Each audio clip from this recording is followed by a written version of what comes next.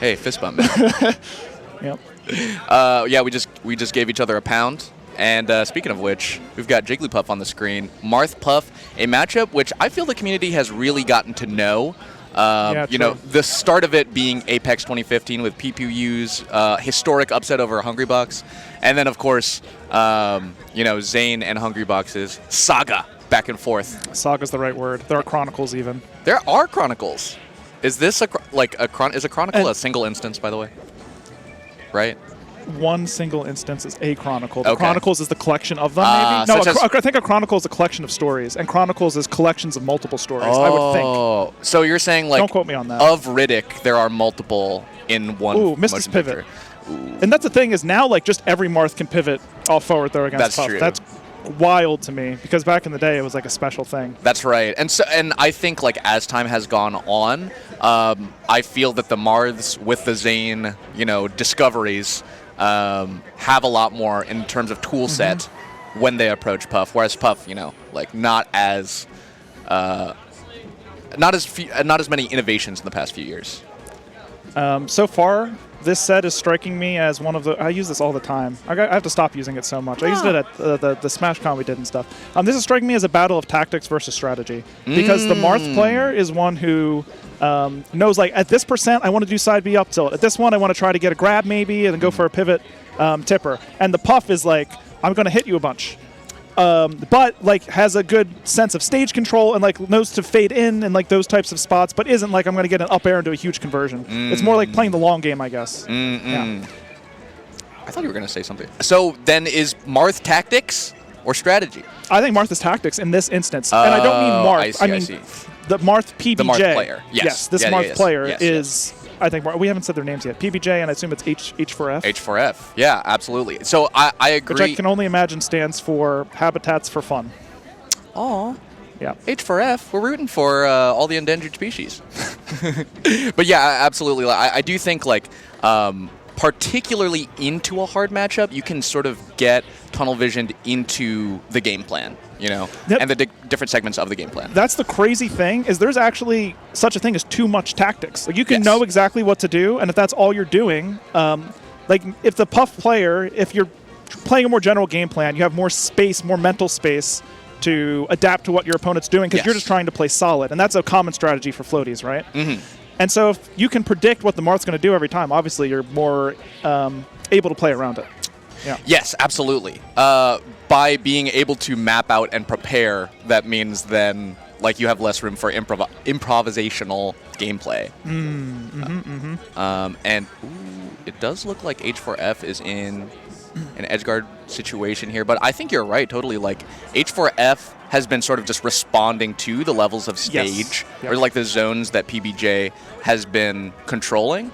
And then sort of has been comfortable, like, picking good scrap situations. And here, so PBJ was up at the very beginning of the game, and this is commonly how games like this start out. Is the tactical player will start at the beginning, winning because it's a more sharp baseline game plan. Yes. And then eventually the more strategic player will start to throw tactics into the strategy to adjust to what the player's doing. The onus is on PBJ here to change the tactics in such a way to show that you have responses to the responses, right? And then the rock paper scissors truly begins.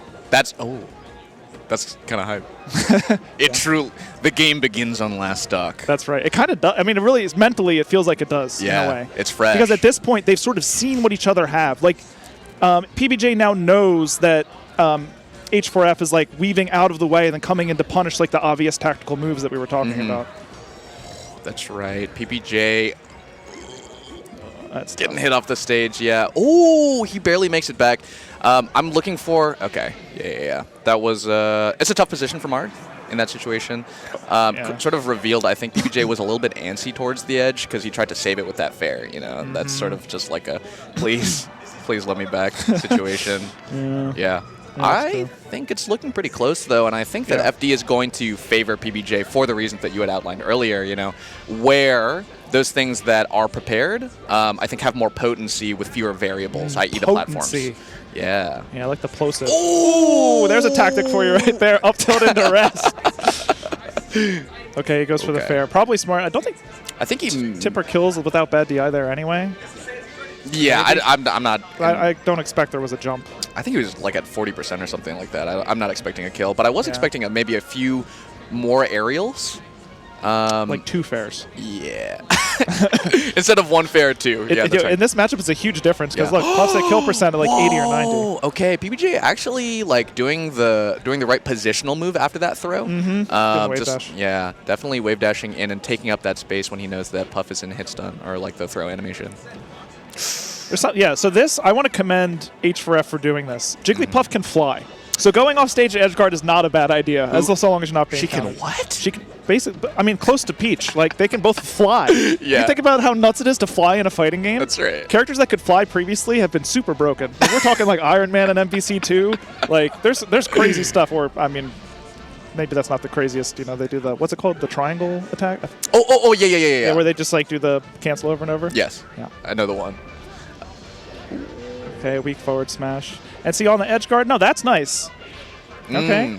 Yeah. Oh, running off. Yeah, and so, I mean, it goes to say PBJ does have adaptations of their own. Like, noticing that H4F often goes, like, right for the ledge when they get close to it, as opposed to, you know, flying above it or floating, like, around. Sort of goes right to the ledge. So that's why those down tilts hit before. Yeah, absolutely. I also think that PBJ has gotten a good read on when H4F has been shielding after aerials, and I think it's leading to a lot of grabs as well. Ooh, nice. Yeah, I think side B is the crouch. And so when you're a tactical player, here's something that you can do if you just want to use the same tactics. You sort of have to reframe the context in which you're using it. Before, PBJ was kind of approaching and trying to catch a jump or like an approach with the side B that led to an up tilt. But right there actually dashes back because it sort of has grokked.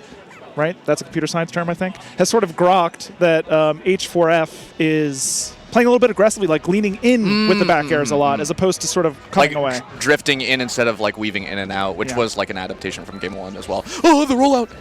You never want to get hit by the no! Oh, gosh. That feels bad. Absolutely. And really, like, the Jigglypuff was just still for several seconds in a row. Because you think it's over. It's like, how could this no momentum? It's 2 turns, right? Except on the grass transformation. It's just not intuitive. It is not, no. Physically. Because it looks like, well, the Jigglypuff's not moving anymore. There can't possibly be a hitbox here. Oh, yeah, that's right. Yeah. PB&J hitting the bread and butter. Yeah? Yeah, that is the bread and butter. Wait till we see something crazy. That'd be the peanut butter jelly on toast. Because, you know, it's like not a common sandwich, like bread and butter. That's right. We have a really close last stock. Now, I'm really scared for PBJ here because at this percent, we haven't been able... PBJ's defensive play, grounded play, he's not been crouching a ton of the aerials and gets sent into an edge guard situation a lot just because of it.